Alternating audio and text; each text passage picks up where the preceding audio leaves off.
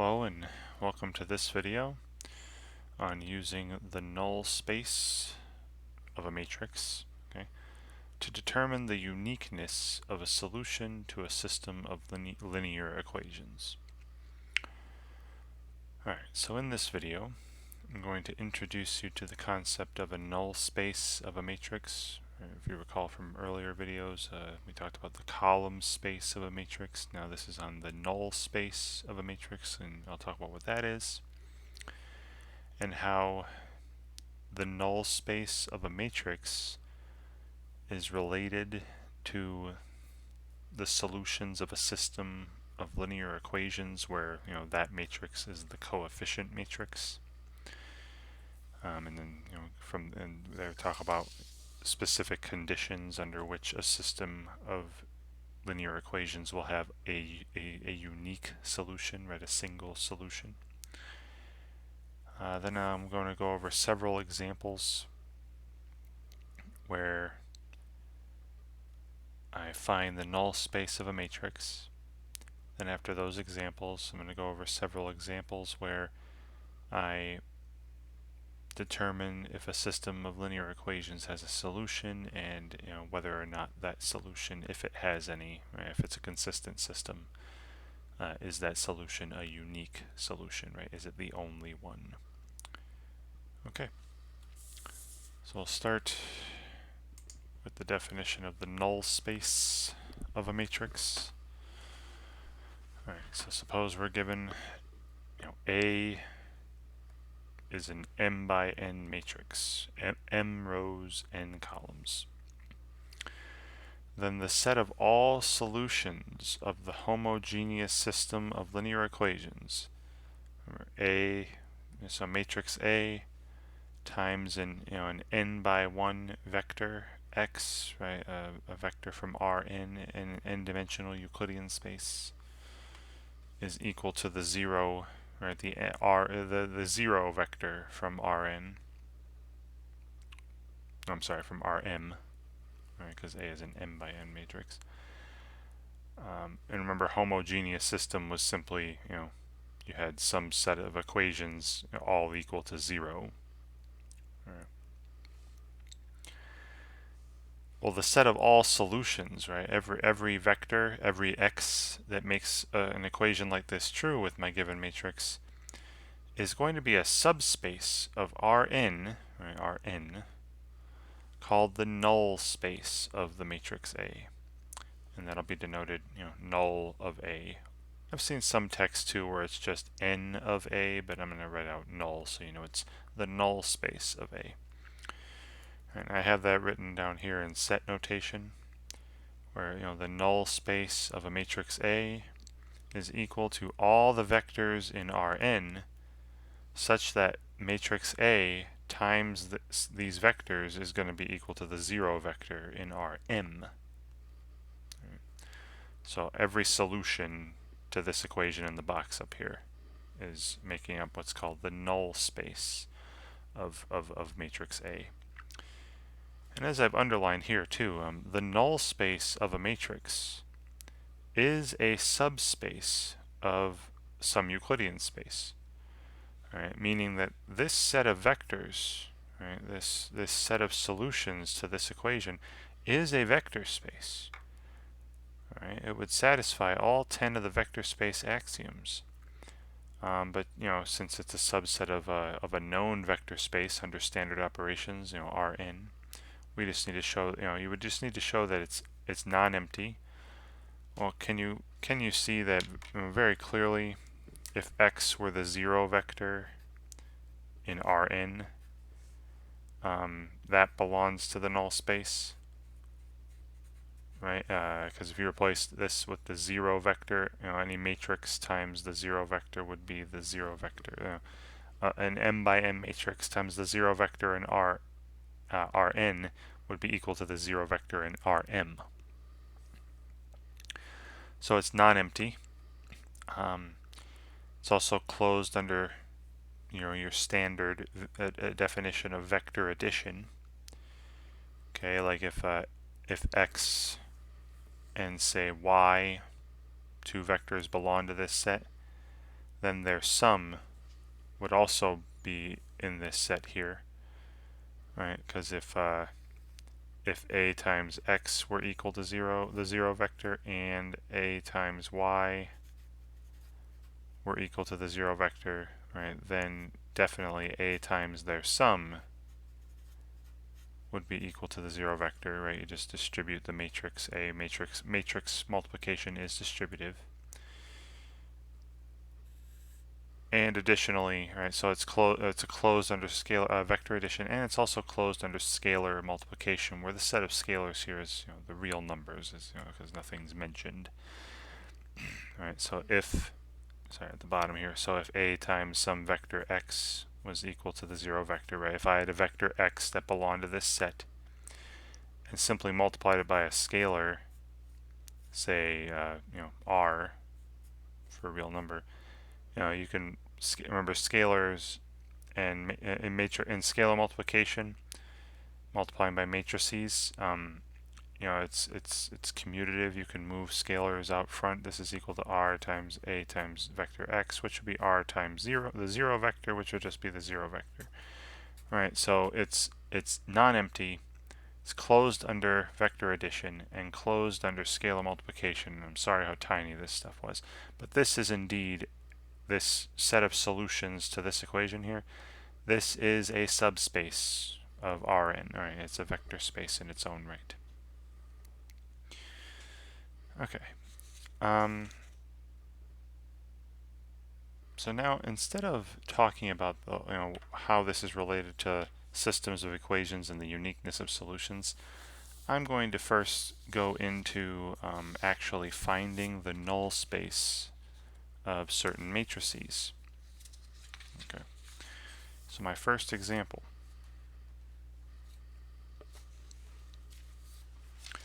So I'm given this is a 1×3 matrix here. I'll write that. This is a 1×3 matrix, 1 row, 3 columns. And I'm asked to find, and this is for the next several examples in the video, I'm asked to find the null space of, you know, matrix A, or, you know, null of A. So what am I looking for here, right? So this means we want to find vectors, I'm going to call them, you know, x. Now if this is a 1×3, I would have to multiply it by a 3×1 to, you know, again, these vectors x are column vectors, so I'd have to multiply it by a 3-row. All right, a 1×3, I'd have to multiply that by a 3-row column vector. So say with x1, x2, and x3. All right, so I'm trying to find x that's equal to, you know, x1, x2, x3, such that a times x is going to be equal to the 0 vector. Or if you actually write the stuff in, you know, matrix A, this matrix with 1 is the first column, 2 is the second column, 3 is the third column, times, you know, x1, x2, x3 is equal to the 1×1 matrix with the number 0 in it, right? It's just a 1×1 matrix at the end there. So we're looking for values of x1, x2, x3 that make this true. Right. Now, do you see when I multiply, this is a matrix equation right now involving matrix products. You see if I multiply these two, I'd have, this is, you know, the matrix with x1 plus 2x2 plus 3x3. You know, it's the 1×1 matrix, and this would have to be equal to 0. So I get, I know it's only one equation, but I get, you know, this system of linear equations that's related to this matrix equation involving x1, x2, x3.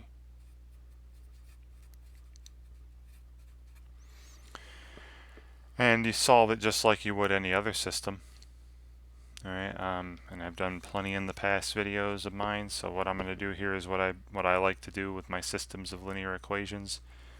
Write the corresponding augmented matrix. Right, so coefficients of x1 down the first column, so just 1. Coefficients of x2 down the second column, just 2. Coefficients of x3, down the third column, and a little bar where the equals are, and then you got 0 on the other side. Right, so do you notice how this is just matrix A over here?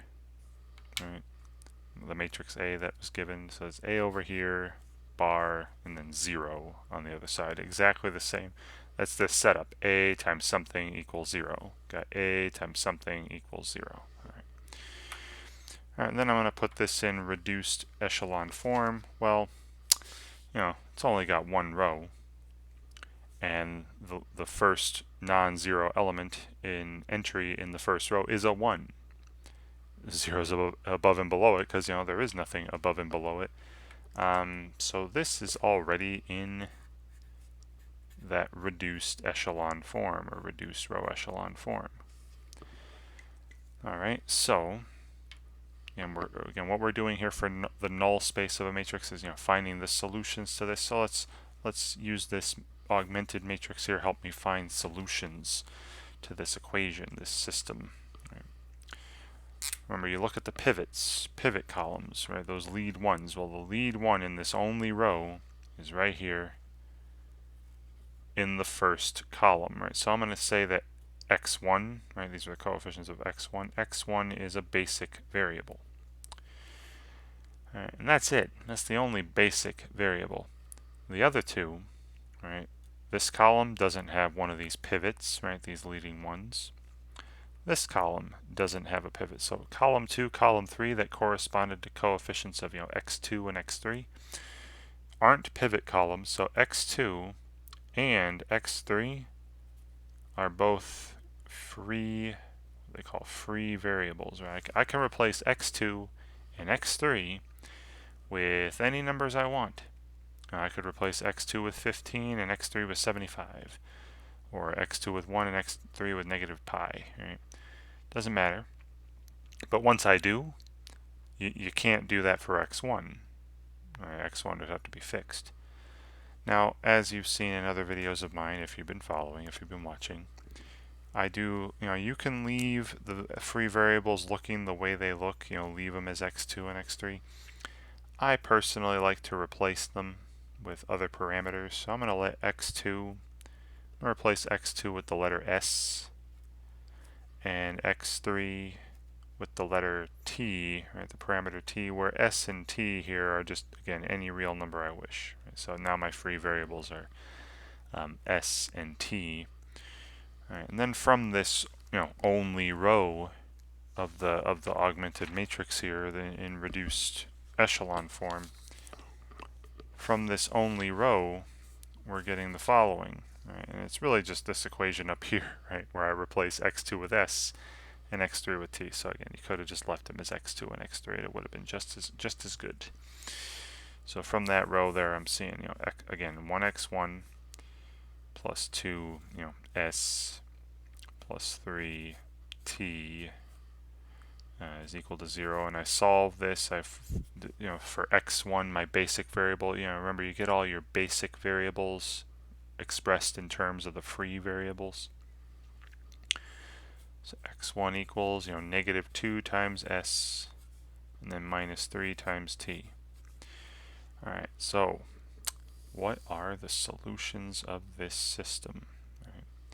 So the solutions of this system, this matrix, this A times x equals 0. So the solutions look like this.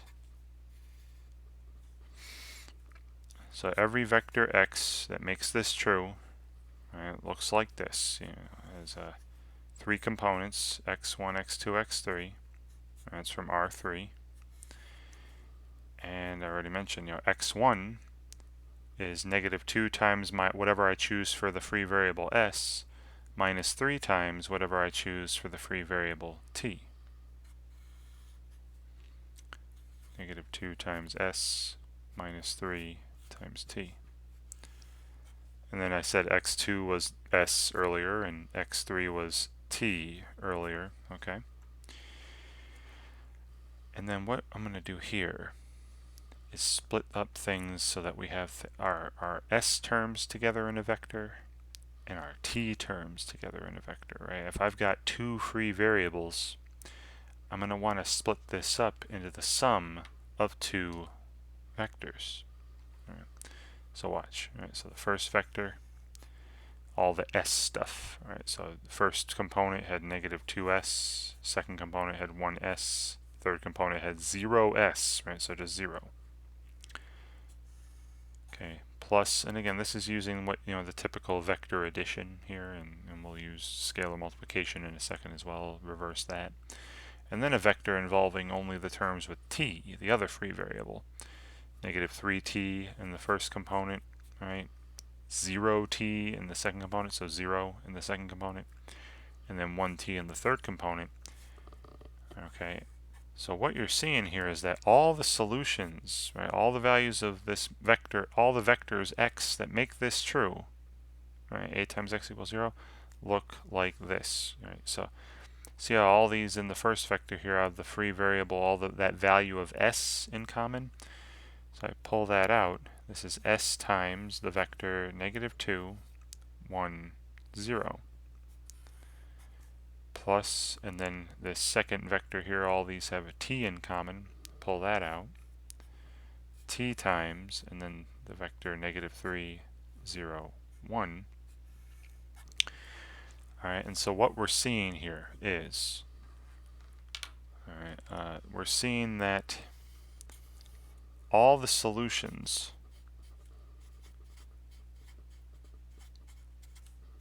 of that a times x equals 0 for this particular equals a 0 vector, all the solutions of this equation are linear combinations of these two vectors, right? Some scalar s times negative 2, 1, 0 plus some scalar t times negative 3, 0, 1.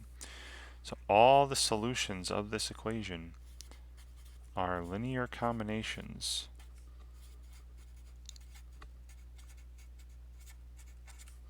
of the vectors negative 2, 1, 0 and the vector negative 3, 0, 1. So that gives us that's it. That's remember, the null space of a matrix is the description of all the solutions of this equation. That matrix times some vector equals the 0 vector. So the null space of A, I could just write, is the set of, and then every vector that can be written this way.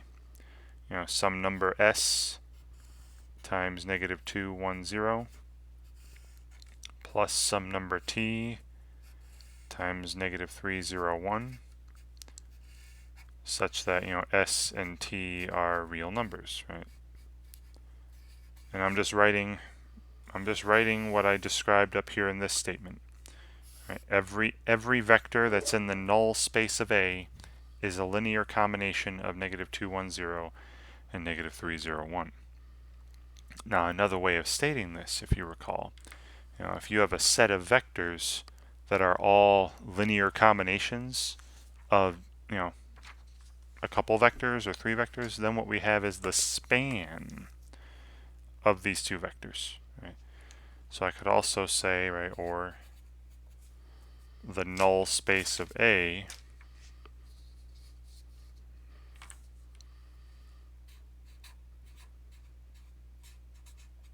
is the span of the set with these two vectors in it, right? Negative 2, 1, 0 and negative 3, 0, 1. You could also just say this. These are the same set, right? These are the same set. Because remember, the span of a set of vectors is just the set of all linear combinations of those vectors, which we are seeing are the solutions of this equation, ax equals 0. Great, and you can test it out, if you'd like. Let's just try one. I'm just going to try to see if we really do have solutions here. Now the obvious solution is when s is 0 and t is 0, right? That's called the trivial solution. The obvious solution to this is if I just let x1, x2, and x3 be 0. If this was 0, 0, 0, we'd be good. All right. And also, too, this is a subspace of R3, right? You know, these are all vectors in R3. This span of any set of vectors is a vector space also. Just keep that in mind. But let's check this out. All right. So what I'm going to do is I'm going to replace. So go back here. This was my description of the solutions here, right? With the S and the T. Let's check one of them. So I'm going to say let's let S be, now again, 0 and 0 is obvious. I'm not doing the trivial solution. I'm going to check something else. How about let's let S be 2 and T be -3. Why not? All right. If I do that, then we'll get this. This is a solution. X equals 2 times that first vector times -2, 0, 2, 1, 0. Then plus -3, so -3 times the second vector, -3, 0, 1. And so here's a solution, right, to this equation. X equals the vector -4 plus 9, that's 5, and then 2 plus 0 is 2, and then 0 minus 3, -3. Okay, let's see if that actually works. Right, let me check this. So we have, remember the matrix A was this 1, 2, 3 guy. Right, if I take 1, 2, 3 and multiply it by 5, 2, -3, what'll I get? I'll get, it's a 1 by 3 times a 3 by 1. It'll be a 1 by 1. You got 5, then plus 4 is 9, and then minus 9 is the 0 matrix that I wanted, the 0 vector from R1. Check, right? And again, you could do this all day long. You just pick different values, right? For S and T, you can pick whatever you wish and get all sorts of solutions. But the key is, well, not the key, but what we were asked to do was this, right? State the null space of the matrix. Describe all the solutions, right? And all the solutions are the linear combinations of those two vectors. Great. And that's all we're doing, all right? For any matrix.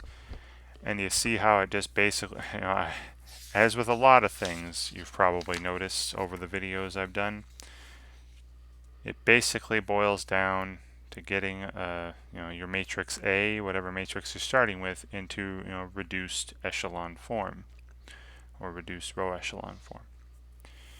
Okay.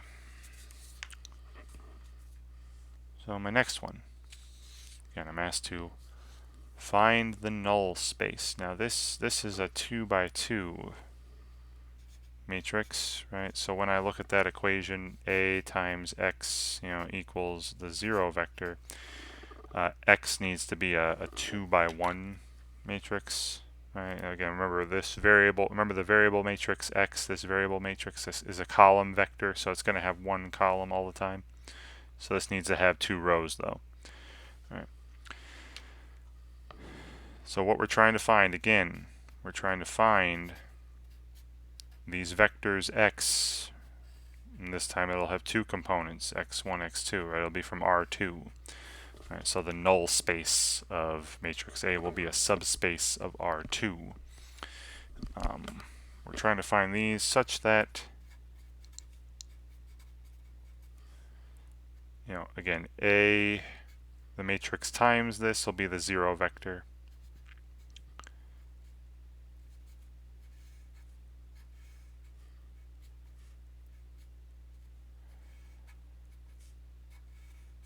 Which in this case will be a 2 by 1, 0, 0 from R2. And this leads me again to this would lead me to this system of equations. We'd have 2x1, if I multiplied these, right, the first component would be 2x1 minus x2, right, that would have to be equal to 0. And then you get the second component of this 2 by 1 that would result in multiplying these would be x1 plus 3x2 would be equal to 0, right? And I get this system of equations which has the corresponding augmented matrix. 2, 1, -1, 3, and then the equals were coefficients of x1, coefficients of x2 equals and 0, 0.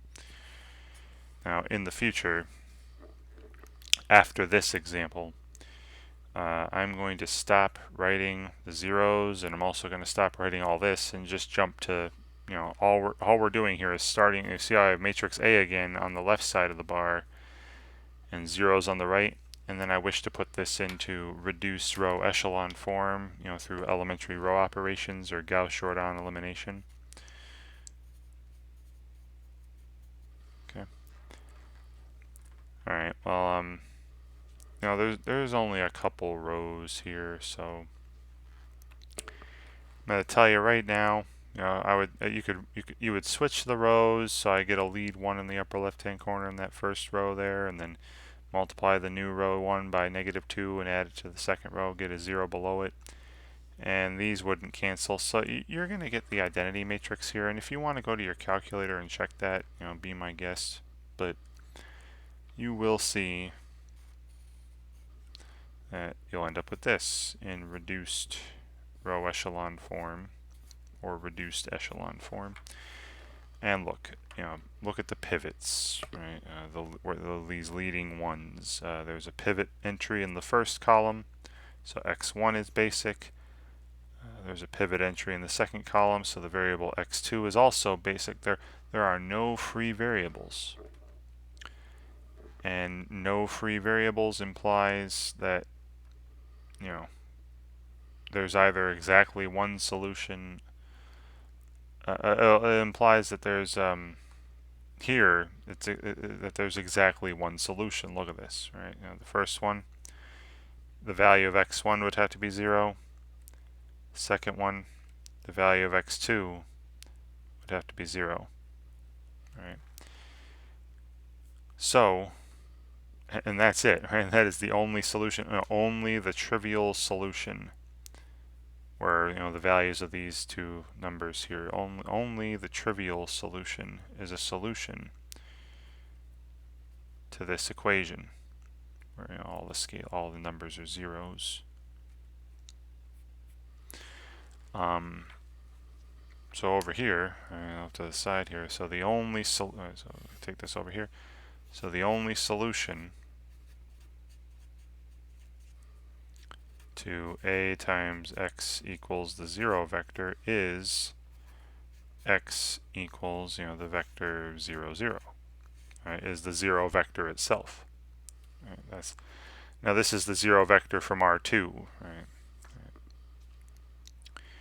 So the null space, remember the null space is the set of all the solutions. Well, there's only the one.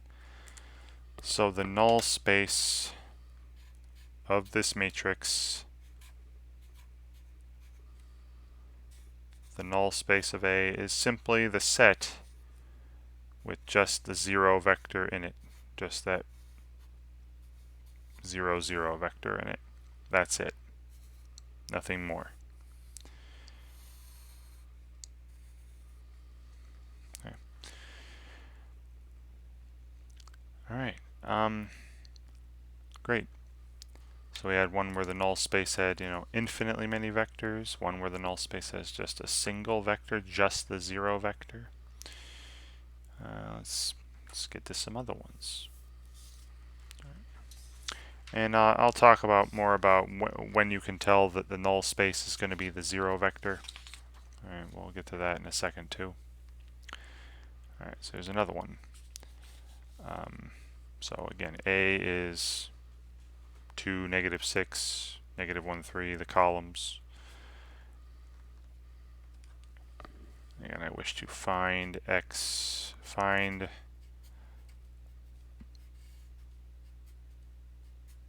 it would have to be a 2 by 1 again, right? Because it's a 2 by 2. Whatever column vector I multiply it by would have to be a 2 by 1. And I want to find those values, those vectors, such that A times those vectors is equal to the 0 vector. All right. Remember, I'm not going to write all the system and stuff now. I'm just going to skip ahead to, you have the matrix A. negative 1, 3, and then I'll keep a bar here. Now remember, there'd be zeros over here. I'll put them up this time. All right, but in the future, most of the time I wouldn't write these and just know that they're there, and because really it's not necessary to write these, because when you do row operations, elementary row operations, any column of zeros will remain zeros all the time. All right, and this one is again pretty simple to do in my head here. Can you see how the second row is just 3 times the first row? So if I multiplied the first row by 3 and added it to the second row would be made up of entirely of zeros. And then to make sure that it's in reduced echelon form, I need all my pivots to be 1, and that so I'd multiply the top row by a half. Right. So when it's in reduced echelon form, again we'd have the row of zeros at the bottom, and multiplying the top by a half, so I have a lead 1. You have 1 there, negative 1/2, and then 0 again. Right? Like I said, no matter what operations you do, any column of zeros will remain a column of zeros. All right, so now this time, again, this time the first column is a pivot column, has one of these leading ones in it, so x1 is basic. I can't spell S-I-C. That says basic, sorry. The second column is not a pivot column, right? It doesn't have one of these leading ones in any of the rows in here. So x2 is free. So it can be any value I wish. And as I've been doing in many videos, for free variables, I'm going to replace x2 with some other expression that can take on any real number value. Usually it involves s or t or r. Now most of the time I would let it be just t or just s, but if you look here at the coefficient of x2 in this equation, it's negative 1/2. So because of fractions, because there's a denominator of 2 there, I want to cancel that when I replace x2. So instead of letting x2 just be t, I'm going to replace x2 with 2t. That'll cancel the 2 when I pop it in. You'll see. All right. And again, t is any real number.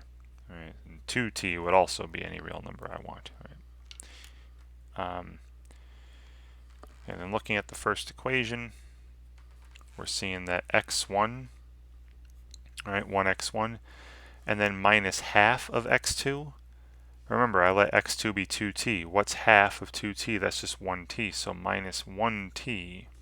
Right? Again, that's the only reason I made it 2t, just to get rid of the fractions. Should be equal to 0. All right, equals 0 over here. So then the value of x1 will be equal to whatever I choose for t. Right. Okay, so then the solutions. Right, the solutions to this ax equals 0 equation.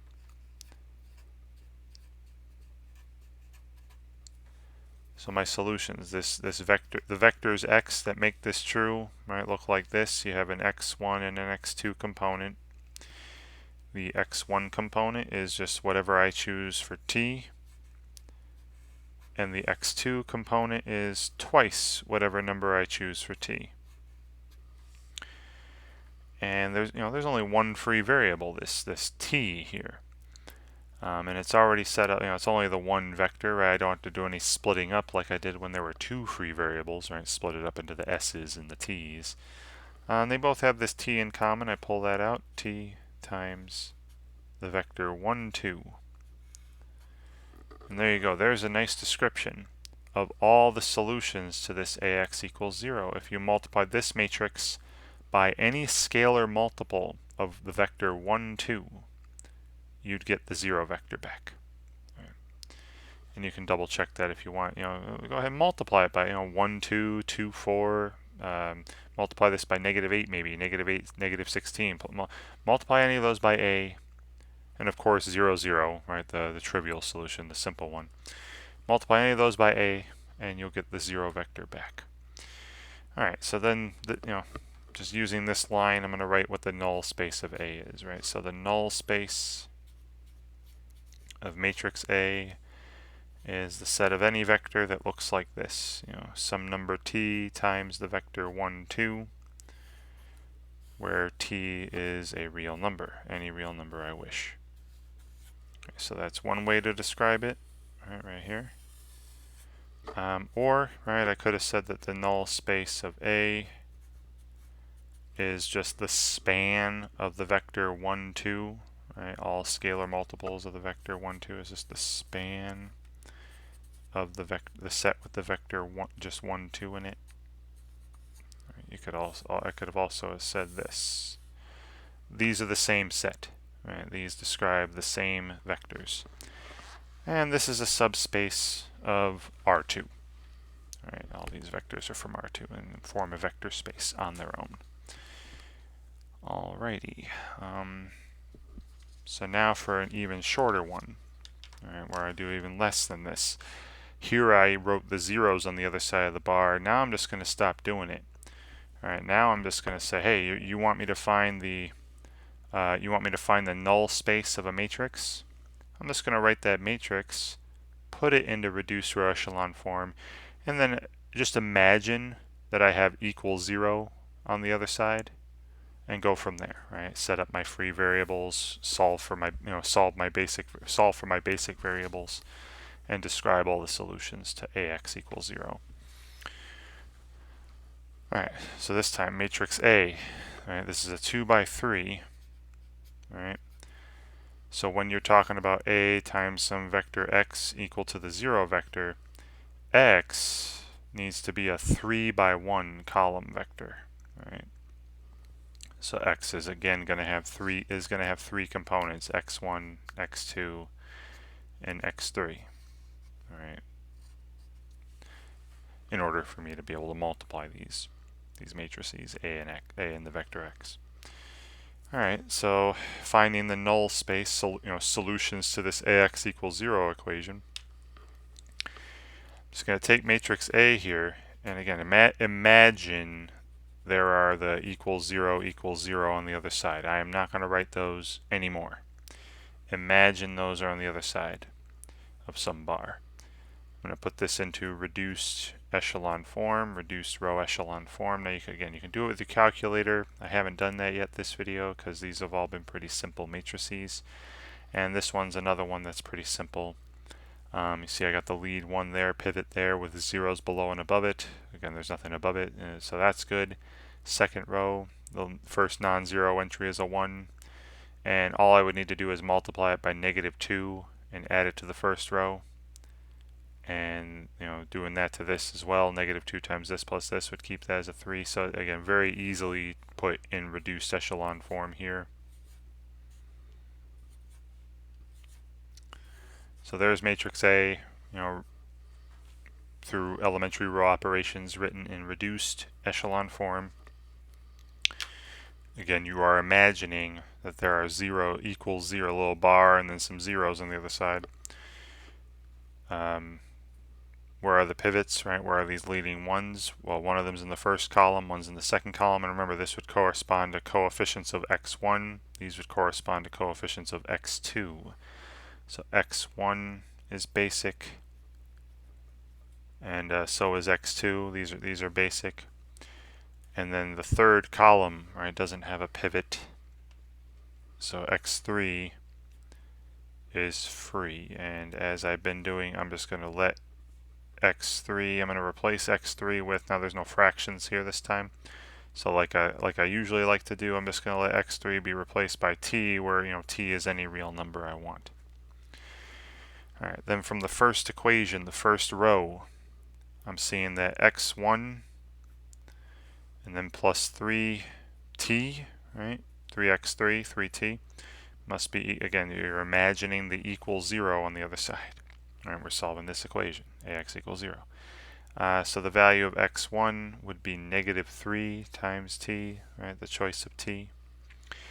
And then the second row, x2, says x2 plus no x3, so plus nothing, would be equal to 0. So no matter what you choose for t, the value of x2 is always going to be 0. Alright, so then let's describe the solutions of this equation. Alright, so the solutions of a times x equals 0 here are x equals, and again they look like this, you have an x1, an x2, and an x3. The value of x1 is negative 3 times whatever I choose for this number, this free variable I'm calling t. The value of x2 is always 0. And the value of x3 is whatever I choose for t, right? That was, and again, my free variable t. And there's only one free variable, so you see how there's only one vector here involving the where all the terms involve the free variable. I didn't have to do any splitting up. If there's more free variables, you'll have to split them up, right, as a sum. So I'm seeing that every single solution is a multiple, right? If I pull t out of this, is a multiple of the vector negative 3, 0, 1, right? Pulling the t out. Great. So this is here's a description of the null space then, right? Again, the null space of a matrix is just all the solutions of that matrix times some vector x equals the 0 vector. All right, so the null space of A, and then you can test it out, replace t with any number you want. Just take this matrix and multiply it by negative 3, 0, 1 vector, and you'll see you get the 0 vector. Is any vector that looks like this, some number t times the vector negative 3, 0, 1, right? As long as t is some real number, right? T belongs to the reals. But you could also call this the span of the set with just the vector negative 3, 0, 1 in it. Okay, so either one. You don't have to write both. Right? You don't have to write both. They're both the same set. Okay. This the way I described it here, and the way I described it as the span of a single vector. And it is also, remember, a subspace of R3. Right? Just keep that in mind. Great. All right, I got one more of these, and then we'll talk about the systems of equations and how the null space is related to those. All right, so this one I'm going to actually go to the calculator for. Again, I'm looking at the equation. A times some vector x equals the 0 vector. And I'm looking for vector x, right? I'm looking for solutions. What makes this true? Now this time, right, the matrix is a 3 by 4 matrix, right? 3 rows, 4 columns. So vector x here would have to be a 4 by 1. Right? We need to have 4 rows. So I'm looking for x1, x2, x3, and x4. And when I do eventually write the null space later, the null space will be a subspace of R4. These are vectors with 4 components that'll make up the null space. Okay. So again, imagine there are some bar, and you're solving this system. You would set up an augmented matrix with this on the left, and then a little bar and some zeros on the right. So imagine those zeros on the right, and I'm going to have the calculator do this for me. I put this in reduced echelon form, reduced row echelon form. Alright, so I go over to my calculator. This is 84 plus, right? Already been doing some matrix problems. Right, so I go over edit. This is a 3 by 4, so enter the sizes, rows by columns. First row, 1, 3, negative 2, 4. Second row, 0, 1, negative 1, 2. And third row, negative 2, negative 6, 4, and negative 8. Alright, and then the last thing I entered was already reduced echelon form. If you don't know where that is, it's under the matrix area, under math, and then you scroll till you see REF, right? Don't confuse it with REF, please. That's just regular echelon form. I want reduced. And then you put the matrix, that you just edited, matrix A here for me. Alright, so I'm seeing this. Right, this is 1, 0, 0, 0, 1, 0, 1, negative 1, 0, and 2, negative 2, 2, 0. All right, and again, don't forget, I also have to imagine that there's this equals zeros, 3 zeros on the other side. All right, so looking at the pivots, right, the lead one in the first row is here in the first column, so x1 basic. Second row, lead one in the second column, right, so x2 basic. And then these last two columns do not have, the third row is all zeros. It doesn't have one of those leading ones. So the last two columns don't have a pivot, right? Don't have one of those leading ones. So x3 and x4 are free, right? And like I like to do, I'm going to replace x3 with, say, s, and x4 with t, right? Where s and t are real numbers. Okay, any real number I wish. Alrighty. Now from the first row, sorry about the going down here. From the first row, we're seeing that x1 plus x3, so plus s, and then minus 2x4, so minus 2t would have to be equal to 0. So x1 would have to be, negative s, right, subtract s, and then plus 2t for whatever I choose for s and t, right? I can choose those to be whatever I wish. And then from the second row there, we're seeing 1x2, right, x2 minus x3, so minus s, and then plus 2x4, right, so plus 2t, right, equals 0. And we're getting x2 would be equal to, add s, subtract 2t, so s minus 2t. So there, I've given a nice description of all the solutions of this ax equals 0 equation. All right, and here's what they look like. Right? So the solutions look like this. Right? We have x equals, now again, it's got 4 components. All right, so I'm not going to write the x1, x2, x3, x4 again, but x1 looks like this. It's negative, whatever I choose for s, plus 2 times whatever I choose for t. Then x2, the second component, looks like this. You have whatever I choose for s, minus 2 times whatever I choose for t. And the third component is, my choice of s. Fourth component is my choice of t.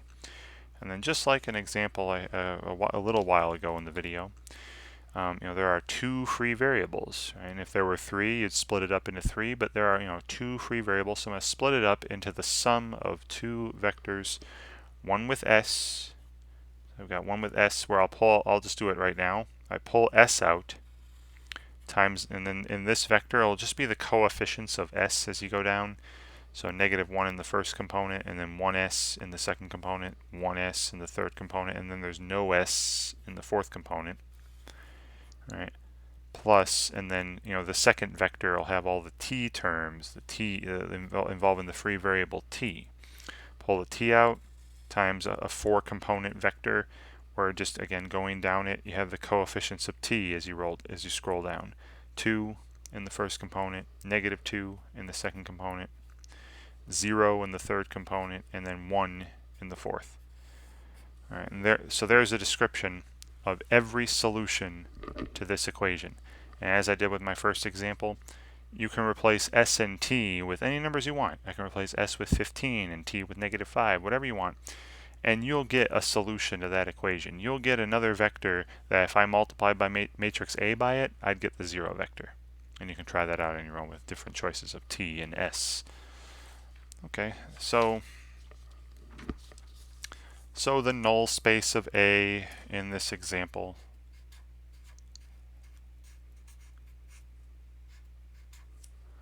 is equal to the span, I'll just write the span this time, of these 2 vectors. Right, this negative 1, 1, 1, 0, and 2, negative 2, 0, 1. Right, the null space of A, every solution of that ax equals 0 equation is a linear combination of these two, as we've seen here, right? Or the span of these two vectors. Fantastic. All right, so now I want to talk about some system. What if I'm asked to solve an equation that's a times x equals, not the 0 vector, but a times x equals, some other vector b. Well, what then? All right. And how are the solutions of equations like that related to the null space of a matrix? All right. So I've got the next page here. Another kind of a definition thing. Not really a definition, just a description. So the uniqueness of a solution to a times x equals b, right? So this b here isn't necessarily going to be the 0 vector. So hopefully you recall, it's been a while maybe. I'm hoping, like my assumption is that you've seen this before. If not, you're seeing it now, and I'll show you exactly what's going on here in some examples after this. But hopefully recall, or if you're seeing it for the first time, the solutions of a system of equations, a times x equals b, vector b here, matrix A times vector x with variables equals vector b, are able to be expressed this way. X should be able to be, I should be able to replace x with some vector called xp plus some vector xh, where xp is one particular solution, any one particular. So if you find a single a solution to this, you can make that your xp, and I'll show you what I mean later if it doesn't make sense now. So xp is any one particular solution to the system, ax equals b, plus this xh. xh is representing, or I'll say the set of, but it really it represents, let's say it is representing the set of the solutions to the corresponding homogeneous system ax equals 0. So what xh is going to be representative of are the solutions of ax equals 0. So again, this is called the corresponding homogeneous system, where you take the one you started with and just replace the constant matrix on the other side, the constant vector, with the 0 vector. Right? And then we have what's called a homogeneous system, where you have a bunch of equations with variables equals a bunch of zeros. So again, and then what we just talked about in the previous examples, the previous pages, the solutions to this equation, right, this ax equals 0 vector, remember that's the null space of A. So really what xh is representing here are solutions, are the members of the null set, or the null space, the null space of A, those solutions of ax equals 0.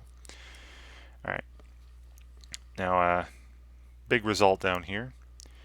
So if the null space of A is just the 0 vector, as we saw in an example earlier, we saw one example earlier where the null space of the matrix was just the 0 vector, just the trivial solution.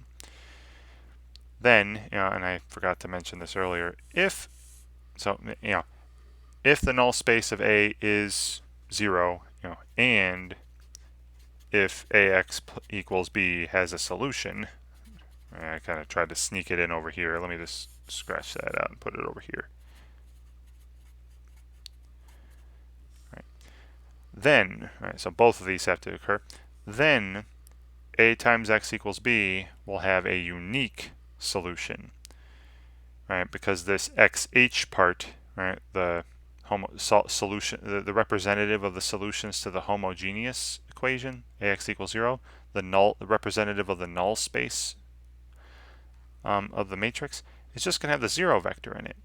So this xh will only be the 0 vector, so I'd have the solutions of the system would be xp, some particular solution, plus nothing.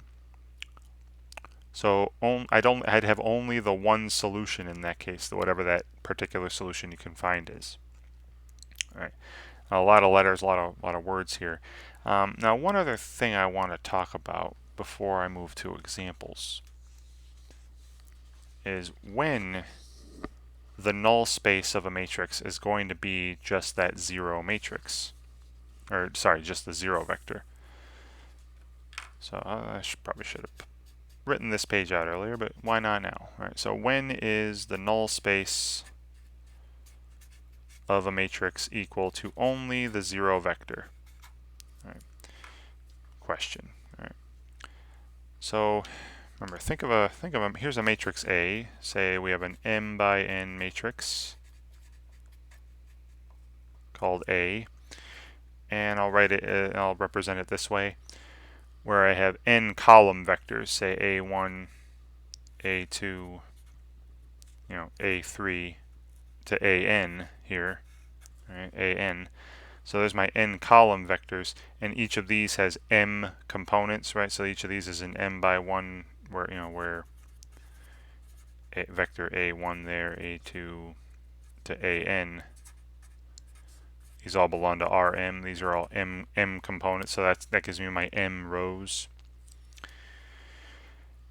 When you're finding the null, when you're trying to talk about the null space, you're looking for, when I'm looking at this equation here, a times x equals the zero vector, that would give me, this a1, a2, an multiplied by, and then this has n columns, so the x vector here would have to have n rows. So I'd have, scalar x1, scalar x2, scalar xn, and equal to the zero vector, which would be m by 1, whatever m is, 0, 0, 0, and this is m zeros, because I have a an m by n times an n by 1 would be an m by 1 matrix, right? Forget how matrix multiplication works.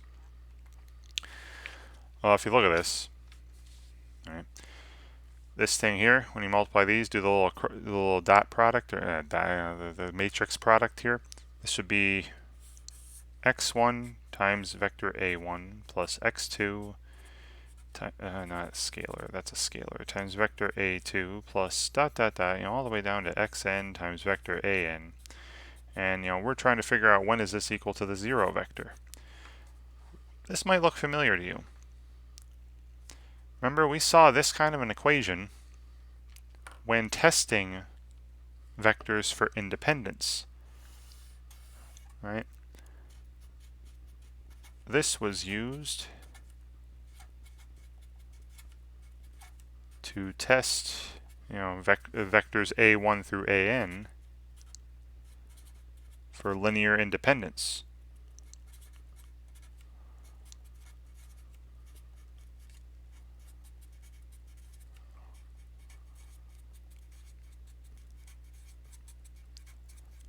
Okay, and remember, the only time that vectors were considered linearly independent is when the only solution was the trivial solution, right?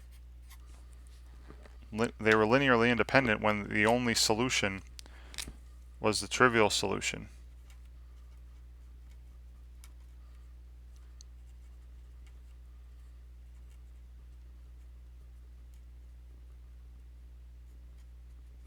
Right, when all the scalars were 0. Right? So this tells me, all right, based on our talk about linear independence, and again, I'm assuming you've seen my videos, or you've read, or if you're on null space of a matrix by now, you've probably come across, I'm pretty sure, the concept of linearly independent, linearly dependent vectors. So what you're seeing here is that the null space of a matrix A, is going to be only the zero vector when the columns of A are independent. All right, so that's the answer to my question at the top of the page. Right? So when is the null space of A equal to the zero vector? When the columns of matrix A are linearly independent.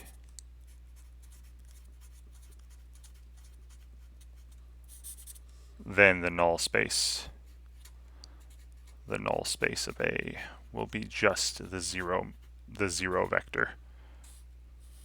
All right. Okay, so keep that in mind. You know, because like I said, you're gonna when you're looking for, hey, is the null space of this matrix just the zero vector?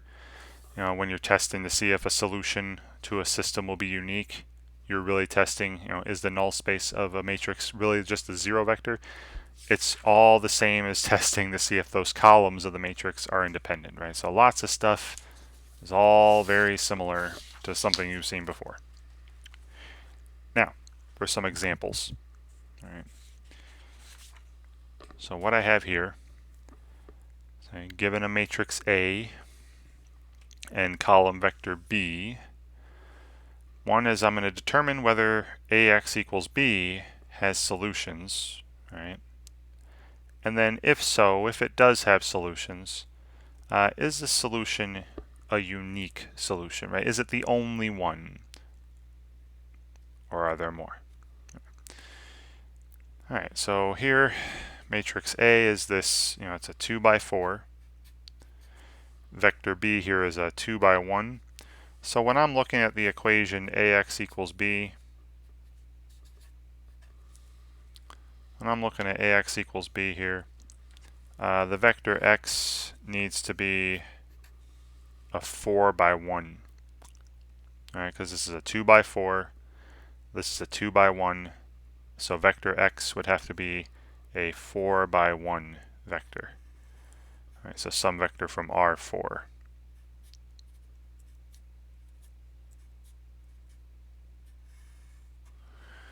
All right.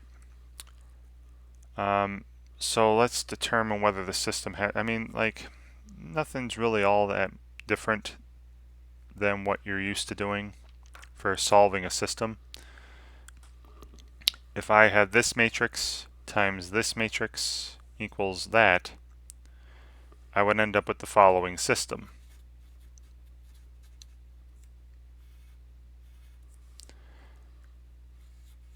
You know, if I multiply the 2 by 4 times the 4 by 1, I'd get the 2 by 1. The first component would be, you know, 2x1 plus 3x2, right, minus 4x3, and then plus 5x4, and this would need to be equal to 14, right, the first component of B. And then take the second row and then that first column. I get the second component, second row, first column of B.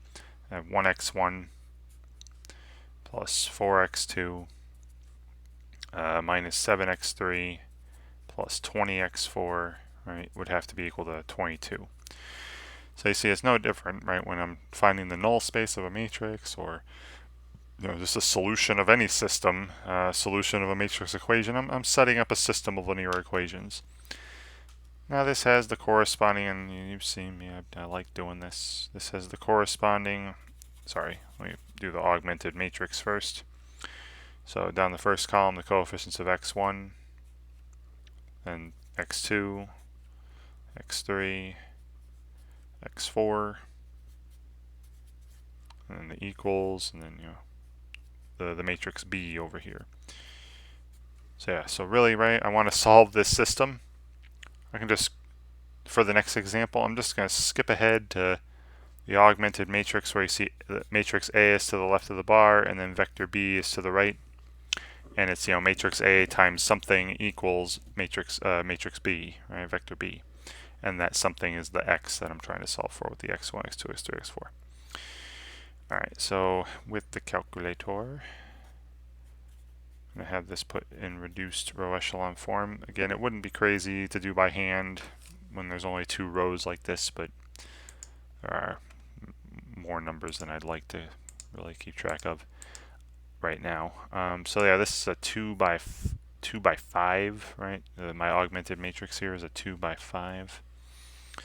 So 2 by 5, and first row 2, 3, -4, 5, 14, and second row 1, 4, -7, 20, 22. Alright, then I get out of here, and the last thing I entered was reduce our echelon form, so I'm just going to go second enter, enter it again. Alright, and all these numbers come up. So 1, 0, 0, 1, 1, negative 2, negative 8, 7, and bar, and then negative 2, 6. Alright. Cool. So now look at this, right? Now you probably could have already told me, because there are more variables than equations, right? There's 4 variables, only 2 equations here. There will be infinitely many solutions to this, right?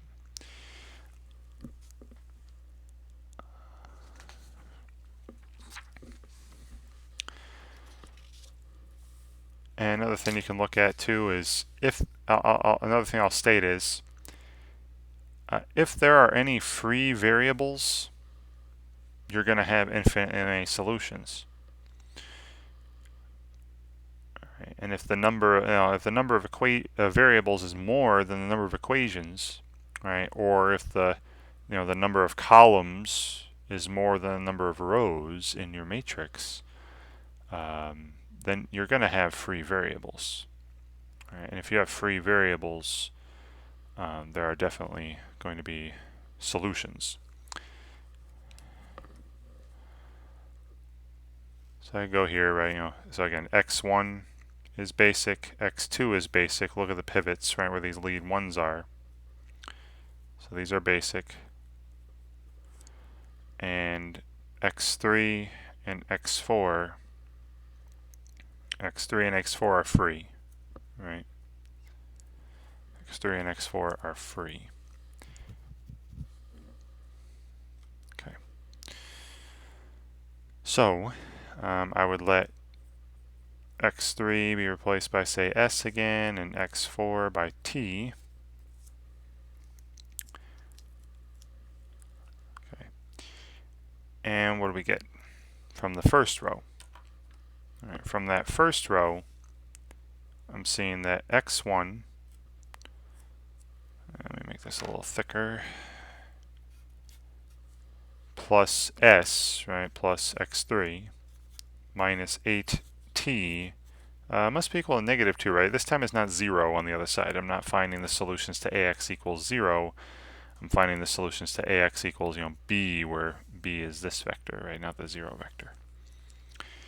So x1 equals negative 2 minus s plus 8t. All right, then the second row, right, the second row when I'm in reduced echelon form, it gives me x2, all right, 1x2 minus 2s, right, minus 2x3 plus 7t plus 7x4 equals 6. And solving this for x2 gives me 6. I'm going to leave the 6. I'll leave the constants for 6. And plus 2s minus 7t. All right. So I'm going to describe. Now, obviously, it has solutions. So the system is consistent. Right. So a times x equals b has solutions.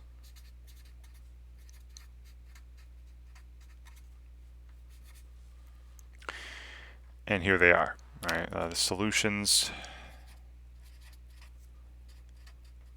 of this equation look like this. X equals, so again, it's 4 components, right? x1 through x4. I'm not going to write x1 through x4 again. I'm just going to write what they look like. x1 is this negative 2 minus s plus 8t. Right, and then x2 is this 6 plus 2s minus 7t. And then x3 is s, x4 is t. Right. All right. Now this is a little different than when we were solving ax equals 0. Right. This is called a this is a non-homogeneous equation. Right. If that's non-zero, this is non-homogeneous. If b is not 0, Right? If B is not the 0 vector, this is a non-homogeneous. So what you're going to do here is now, instead of separating like with the homogeneous, I just separated into my free variables. Now I still have those. Right? I still have free variables, but I also have constants, -2 and 6. So not only do I separate my free variables, but I also separate constants, right? Things without the free variables attached. So got my constant, -2, 6, 0, 0. Right? The constants of all these.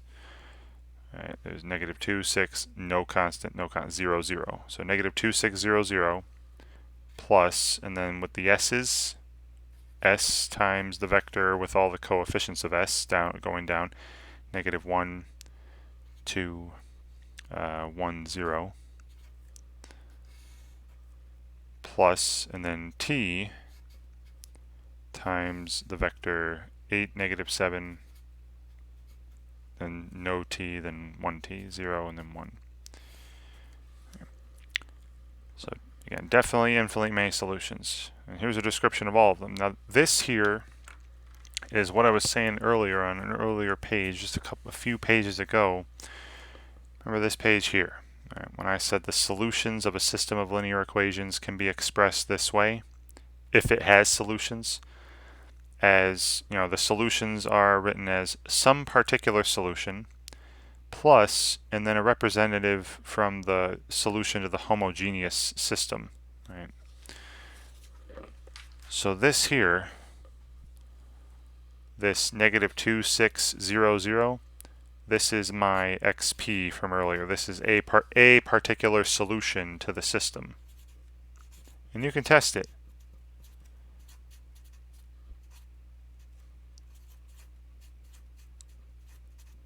A particular solution. It's not the only one, obviously. But test it out.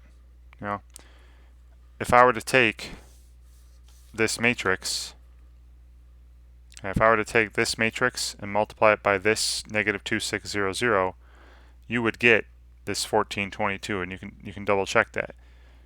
Right. Yes. Right. I just kind of mentally went through it in my mind. It works. Right.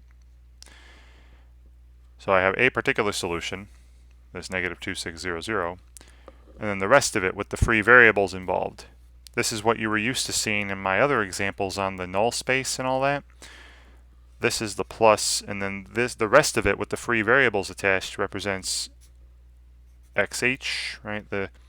These are the solutions of ax equals 0. Right? Instead of b, right, of ax equals 0. And check it out, right? If I was solving ax equals 0, go back to here. What would the only thing that'd be different is that these would be zeros over here instead, and then these would be zeros over here, right? If solving ax equal to the 0 vector, right? Just like earlier, right? Just like when I was finding the null space for some matrix. So the way I just solved all this would be just like this, and again, this would be not -2 but 0, right? If I was solving ax equals 0, and same thing for the 6, right? The 6 would be 0, and then I would have all the same. I would solve it exactly the same way as I was solving ax equals 0 earlier when trying to find the null space of matrix A. Okay. So very clearly, the ax equals b does not have a unique solution.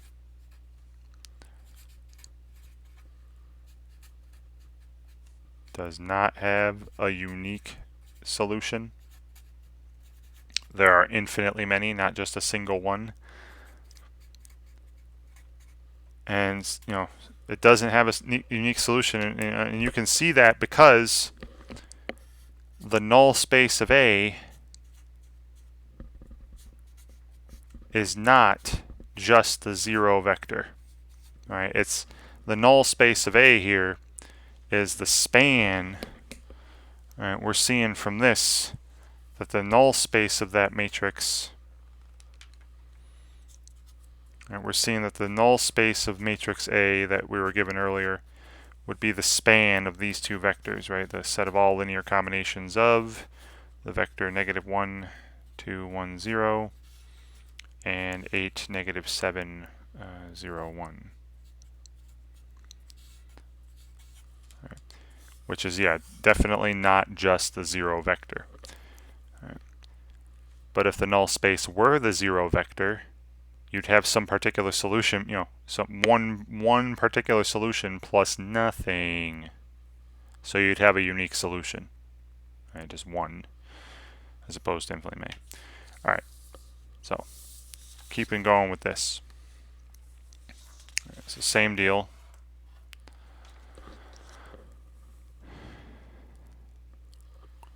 So I'm given, this matrix A, vector B here, and we're solving this equation. A times X equals B. All right. And this time, this is a 3 by 3. This is a 3 by 1. So vector X, the solutions we're looking for would have to be a 3 by 1, right, for something from R3.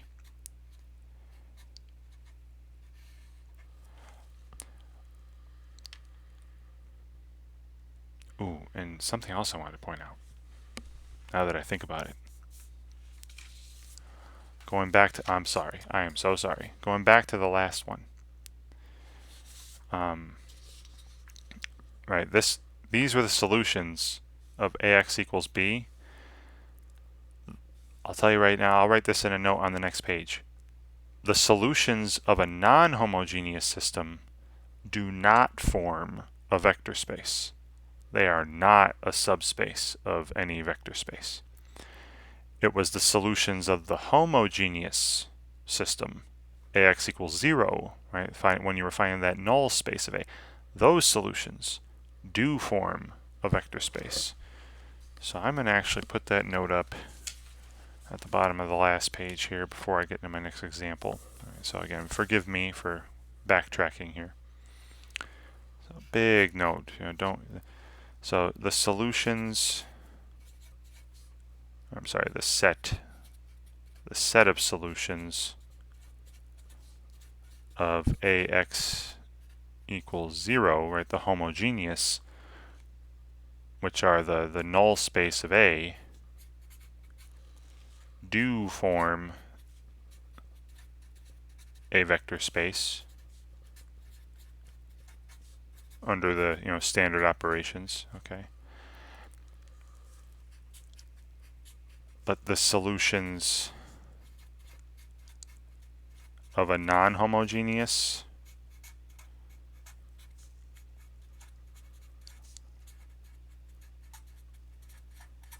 AX equals B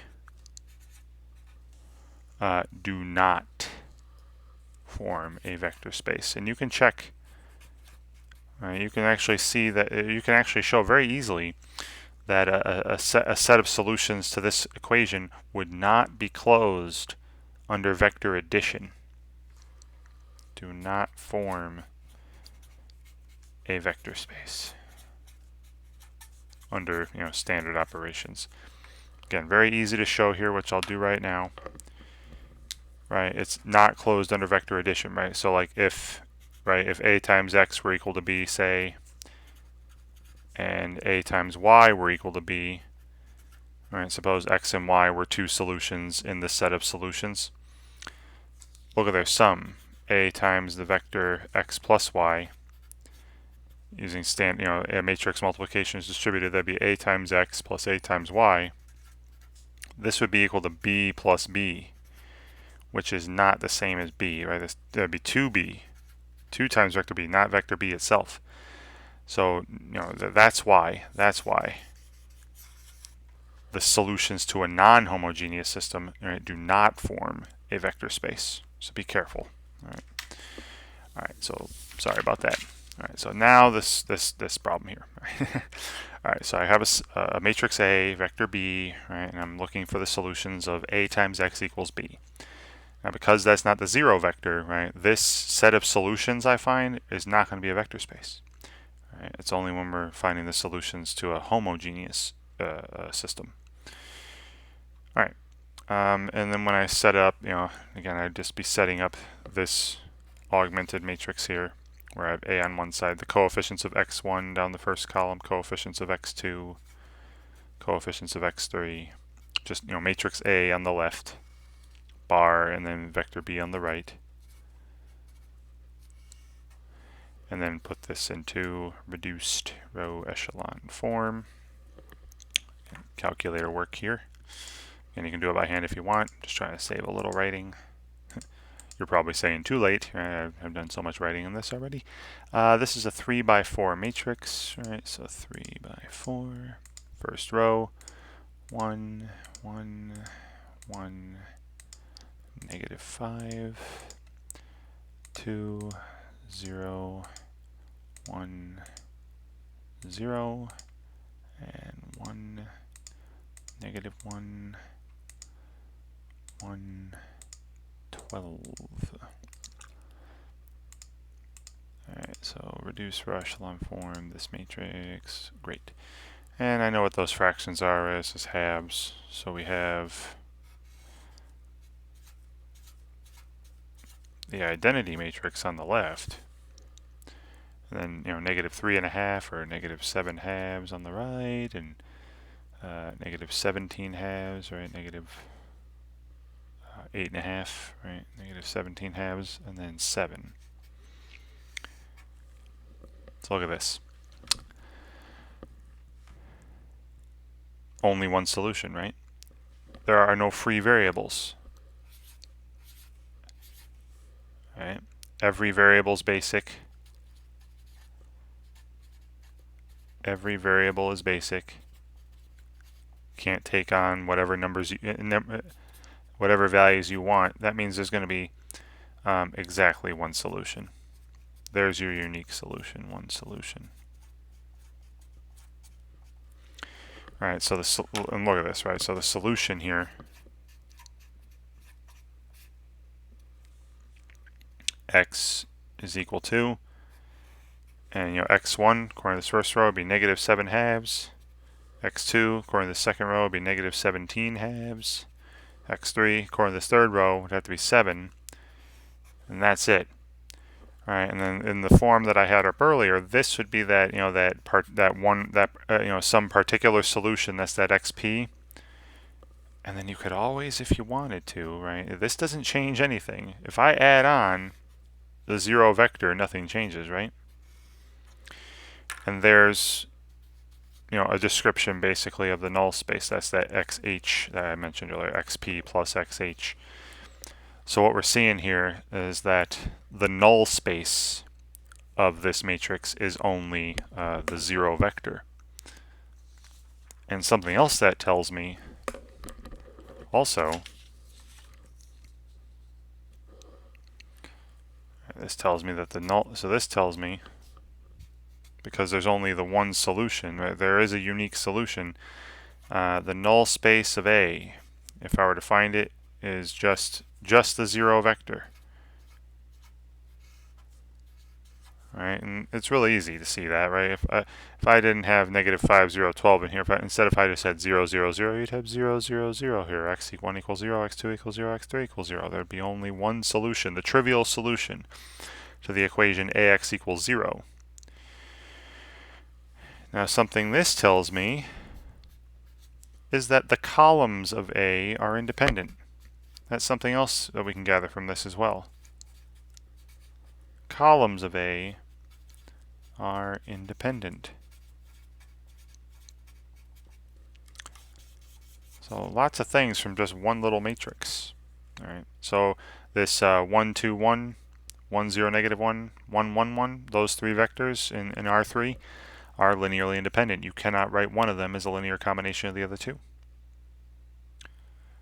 Great. So yeah, so unique solution, exactly one, unique. Right.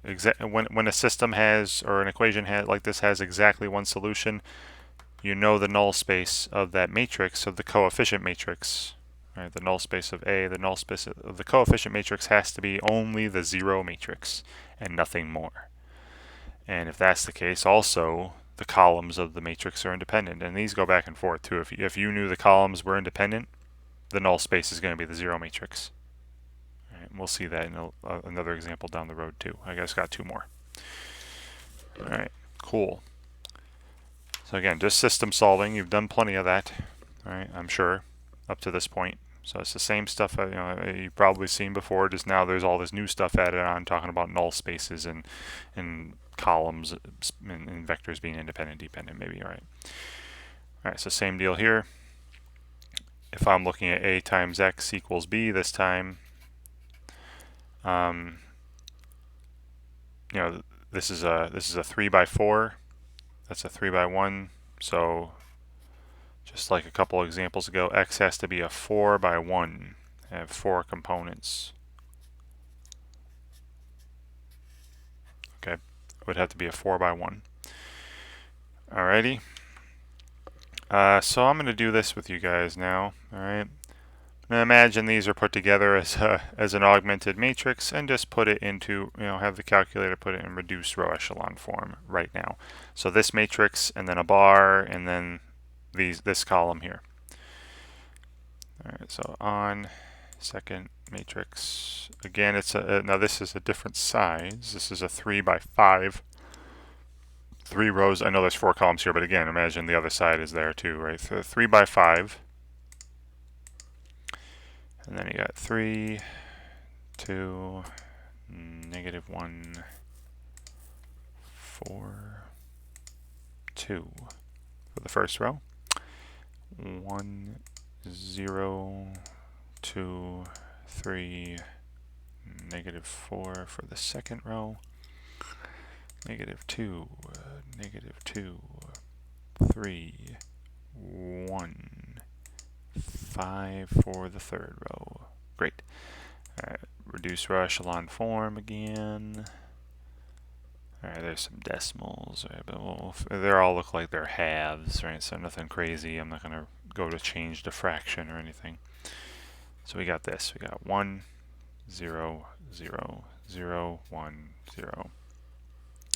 2. I know I said earlier, right? Remember when there's more in your matrix A, your coefficient matrix, when there's more columns than rows, these are going to be dependent, right? So you're going to have more than just the zero vector in the null space. You're going to have more than just a single solution, if it even has solutions. Right? Well, it should. When there's more columns and rows, right? So, and then -3.5, that's -7 halves. Then 0, and then 0, 0, 1.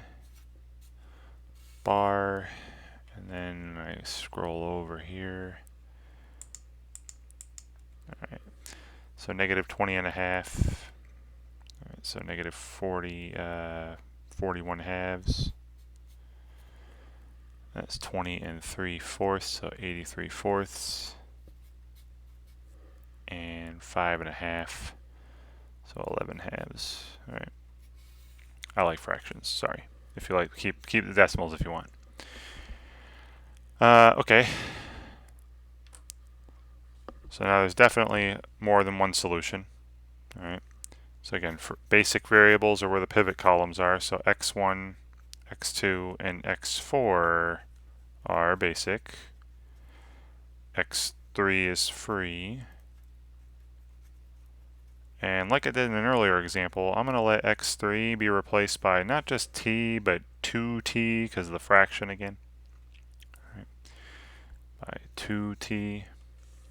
All right. So then from the first equation, we're seeing x1 plus 2 times 2t, right? 2x3. So 4t, be careful with that, plus 2 times 2t plus 4t. That'll be equal to -41 halves, or -20.5. So x1 equals, -41 halves minus 4t. All right. And then the second row, x2 minus 7 halves of x3. 7 halves times 2t would just be 7t.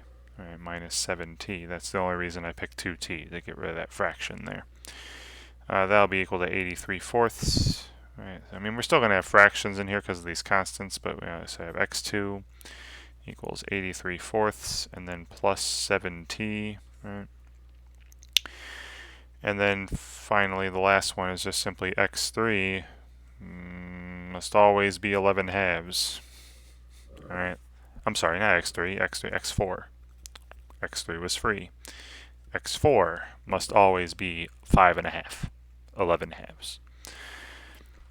Alrighty, so then describing the solutions of this equation here on the next page. So the solutions, again, this x1, x2, x3, x4. We have every I can replace vector x with, x1 is negative 41 halves minus 4t. x2 is 83/4 plus 7t, whatever my choice of t is. x3 is 2 times my choice of t, and x4 is always 11 halves. And then just like I said earlier, with these non-homogeneous equations, right, where again this b is non-zero, when I have a non-homogeneous equation and I'm describing the, if it has infinitely many solutions, if there are free variables like this one has, separate the solution into your constants plus and then all the stuff with the free variables, right, separated by the free variables. So this is vector negative 41 halves, 41 halves, 83/4, 0, right, the constant in the third term, the third component there is 0, and then 11 halves, right? So this is that. This is one of. Right, there are infinitely many solutions, but this is one of those particular solutions, right? A particular solution to the equation. Plus, and then with the t involved, with the free variable involved, t times negative 4, 7, 2, and 0. And then here is that plus xh, right? Plus xh. And again, this describes all the solutions of a times x equals the 0 vector, right? All the solutions of the corresponding homogeneous equation. All right, so the null space of A, right? So the null space of A is, again, represented by this xh, is just all the scalar multiples of this one vector, or the span of the set with, just that one vector in it. Negative 4, 7, 2, 0. And that's clearly not the set with just the 0 vector in it. Right, so the solution, the equation ax equals b does not have a unique solution. But in this case, it has, infinitely many. So not just a single one, not a unique one, right? Another thing too, right? Because this is, because the null space of A isn't the 0 vector, right? It's this infinitely many vectors, this all the scalar multiples of negative 4, 7, 2, 0. Then something else we can say from this is that the columns of A are dependent, and vice versa, right? You could, well, you can say this, right? That's what I meant, not really right here. But if the null space of the matrix is not the 0 vector, you can say the columns of that matrix are dependent. And if you find out that the columns of the matrix are dependent, well, then you can tell me that the null space of that matrix is not going to be the 0 vector. All right, it goes kind of back and forth.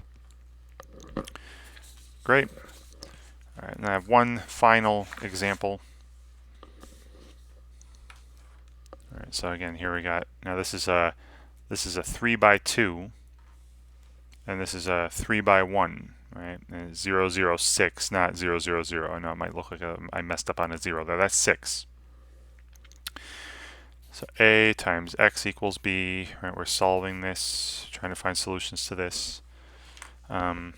This time, X, the vectors that are solutions, is going to be, now this is a 2 by 3, so X needs to be a 3 by 1. All right. And like I said, I'm not going to do all the writing this time, just kind of imagine those together as an augmented matrix. So this column, a bar, and then 0, 0, 6. All right, I'm going to go and put this in reducer echelon form.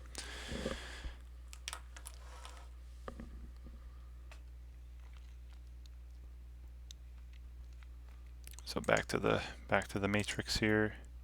Come on, turn on. All right, matrix edit. Now this is a 3 by 3, right? 3 rows and 3 columns if you go across, right? So a 3 by 3, first row, 1, negative 2, 0.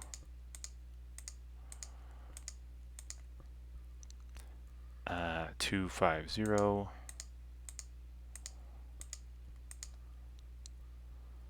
3, 1, 6. All right, now let's get out of here, quit, and just reduce echelon form. All right, so look at this. And don't forget, there's a bar here where the equal signs are. There's only 2 columns.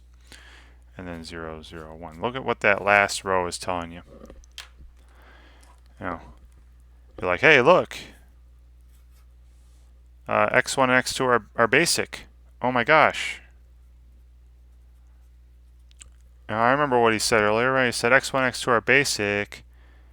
That means, oh, it's got a unique solution, guys, right? Or girls, or whoever's listening. Right?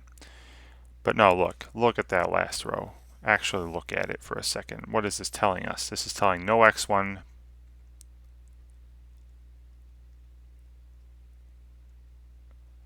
Oops. Nope, I made a mistake. I said this was a 2 by 3 earlier, didn't I? This is a 3 by 2. My bad, man. This is probably an indication that the video is too long, huh? So many mistakes. This is a 3 by 2, so X would have to be a 2 by 1, something from R2. My apologies. I was like, there's only two here. So yeah, so X1, X2, hey, they're all basic. It has to have a unique solution. But look at that last row. That's telling me 0x1 plus 0x2 equals 1. So that's saying 0 equals 1. Uh-oh. Right? That's bad. That's false. You cannot fix that, no matter what you do to the system, to the equation here. So it tells me that the equation has no solution.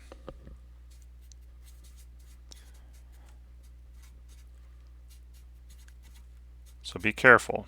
All right.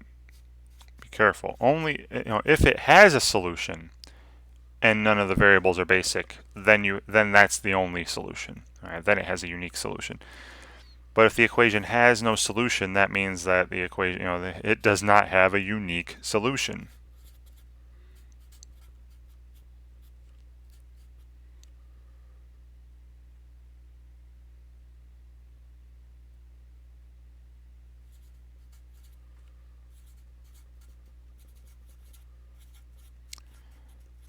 All right, but this throws everything off, though. This throws everything off. All right. So I wouldn't even worry about answering that part, right? Because it has no solution. Why bother talking about if it has a unique solution or not? All right. Now, you could still talk about the null space of a matrix. All right. You can still talk about the null space of the matrix here. Just because AX equals B has no solution doesn't mean that AX equals 0 has no solution, right? Let's look at that. Look at A times X equals, this always has at least one solution, right? The 0 vector, right? If X were the 0 vector, that's always a solution to this. If I do that, that would just mean that this was 0, 0, and 0, right? 0, 0, 0. This would be 0, 0, 0, and then we'd be fine. We'd have 0 equals 0, and only x1 equals 0, x2 equals 0, only the 0 vector would be a solution. The null space of A is just the 0 vector. Just the vector, with 0, 0, and x1 equals 0, x2 equals 0. So be careful. All right. That's why I mentioned earlier, right, way back, that, on this page, way back here at the bottom, it said, so if the null space of A is the zero vector, and it actually has and the non-homogeneous equation actually has a solution, then it'll have a unique solution. All right. Because here, the null space of my matrix is the zero vector, but it doesn't have a unique solution, right? Because the equation has no solution to begin with. All right, so that's why through this last example on here, you got to really be careful. Just because the null space of a matrix is the zero vector only, doesn't mean that that matrix times some vector equals some. It doesn't mean that that non-homogeneous system is going to have a unique solution. All right, it might not, because it has no solution whatsoever. All right, so if you come across a system where there's no solution, or an equation that has no solution, you're going to have to find the null space figure out the null space separately. All right, you can't really say too much about it from that system, because it has no solution whatsoever. There's nothing to say about it. All right, so be very, very careful. All right, so as you've noticed throughout this entire video, lots of setting up systems, setting up augmented matrices, putting in reduced echelon form, looking for pivot columns, looking for basic variables, free variables, writing solutions. And I think one thing I really want you to remember from this, and that I see people forget way too often, when the solutions of the homogeneous, right, AX equals 0, makes up the null space, right? The null space of the matrix is the solutions of all the homogeneous equation. Remember, that is a vector space. That satisfies all 10 vector space properties. The solutions of a non-homogeneous, right, where your B is a B here is a non-zero vector.